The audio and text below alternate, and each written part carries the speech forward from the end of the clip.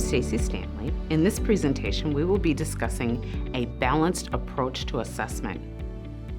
How many of you have been engaged in developing and implementing school improvement plans? Was it a static or dynamic process? What were the key elements that led to improvement or status quo? In 2011, Dufours and Marzano provided an overview of key elements toward improving a school. Clearly defined essential outcomes for every unit, close, frequent monitoring of each student's learning, systematic plan to provide students additional time and support for learning.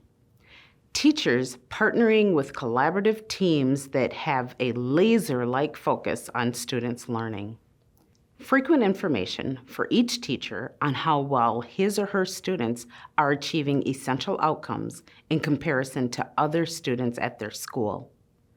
9 years later, school leaders and teachers continue to work to master this process. Why?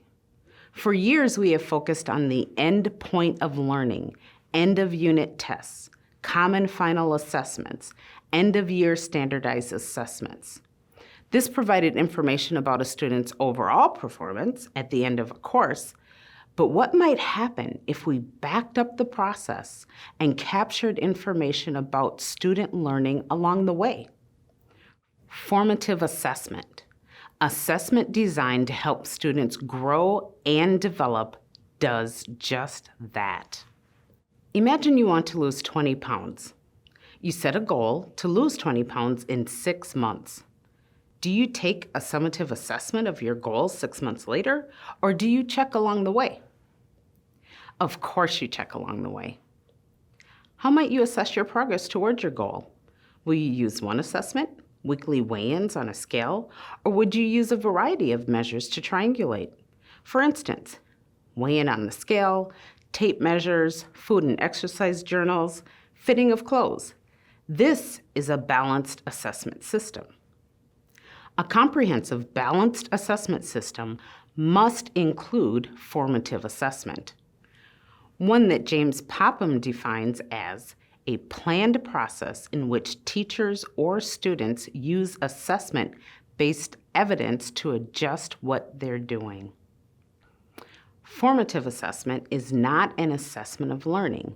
That is summative assessment. Instead, they are an assessment for learning, used to ensure students are learning the essential learning targets along the way. Formative assessment supports the ongoing student learning in the classroom for each student. The use of formative assessments requires teachers to continually ask, how can we help students learn more, come closer to the learning target mark? Which formative assessments live in your classroom or school? In what ways are they supporting the learning of your students? Teachers have a plan not only before they walk into the classroom, but throughout. It's not formative unless the learning targets are clear and linked to every part of the formative assessment process. It's not formative unless feedback for learning is actionable. It's not formative unless teachers analyze student assessment evidence as a way to revise their instruction. We've heard it before, and I will quote Einstein again.